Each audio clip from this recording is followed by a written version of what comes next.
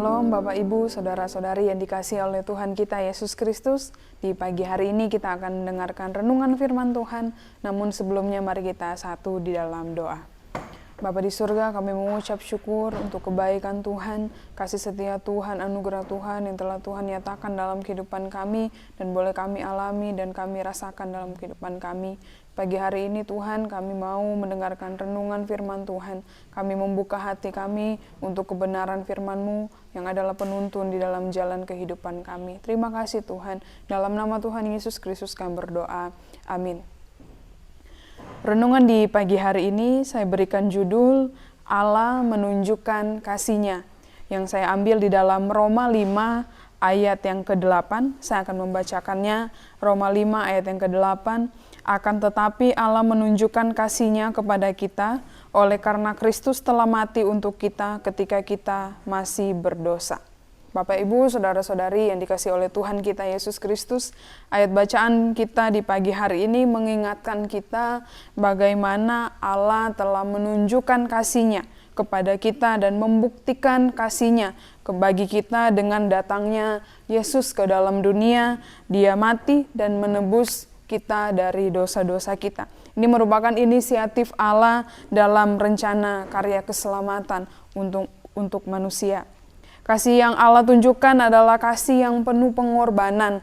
Tuhan Yesus Kristus datang ke bumi, Dia mengambil rupa manusia, rupa seorang hamba. Dia diludahi, Dia diolok-olok, Dia dimakotai dengan mahkota duri, Dia dipaku di kayu salib, dan ditusuk tombak di lambungnya. Semua itu dilakukan Kristus bagi kita. Dan faktanya di pagi hari ini melalui ayat bacaan kita, kasih Allah yang besar itu, pengorbanan yang luar biasa itu dinyatakan Allah pada saat kita masih berdosa. Kasih Allah adalah tanpa syarat, karena penerima kasih Allah itu bukan orang benar, melainkan orang berdosa. Penerimanya adalah orang-orang yang hidup berjalan menuju maut. Sebenarnya pantas untuk menerima murka Allah. Seharusnya kita yang dihukum karena kita yang melakukan dosa. Namun Yesus menggantikan kita, menggantikan dirinya bagi kita. Dia yang menderita ganti kita. Dan inilah kebenaran yang harus kita akui, bahwa Tuhan Yesus menyatakan kasih-Nya bukan karena kebaikan kita, namun justru karena kita berdosa. Oleh sebab itu tidak ada yang perlu kita sombongkan, karena semua adalah kasih karunia Allah. Kasih karunia Allah yang besar yang melayakkan kita untuk dikasihi oleh Allah.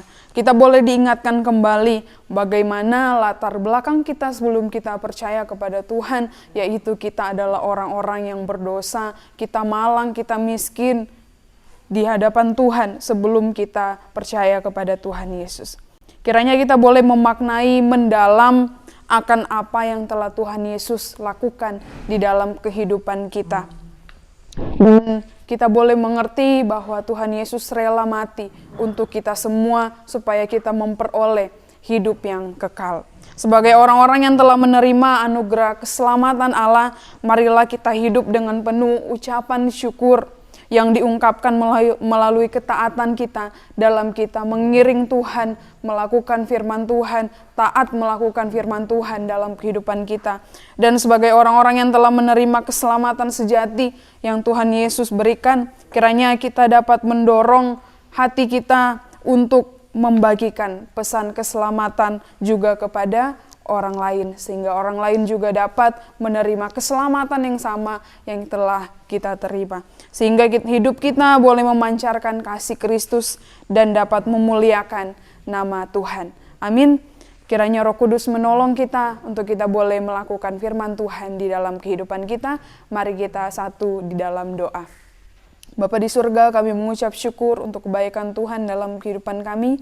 Terima kasih untuk renungan di pagi hari ini, kami boleh diingatkan kembali akan kasih Allah yang begitu besar dalam kehidupan kami, yang telah Engkau nyatakan dalam kehidupan kami, bahkan ketika kami masih berdosa. Tuhan Yesus datang ke dunia, Tuhan Yesus rela mati untuk setiap kami, sehingga kami boleh memperoleh hidup yang kekal itu. Terima kasih Tuhan, kami sungguh-sungguh mengucap syukur untuk setiap apa yang sudah Tuhan berikan dalam kehidupan kami, dan kiranya Tuhan berikan kami kekuatan, supaya kami boleh dapat melakukan firman Tuhan, kami boleh taat melakukan firman Tuhan, dan hidup kami boleh menjadi berkat, boleh menjadi surat terbuka, sehingga orang-orang boleh melihat Kristus hidup dalam kehidupan kami, dan kami boleh memberitakan firman Tuhan, sehingga orang-orang di sekeliling kami boleh menerima keselamatan yang telah kami terima juga di dalam Tuhan Yesus Kristus. Terima kasih Tuhan, seluruh kehidupan kami serahkan dalam tangan Tuhan, Roh Kudus yang menuntun langkah-langkah hidup kami.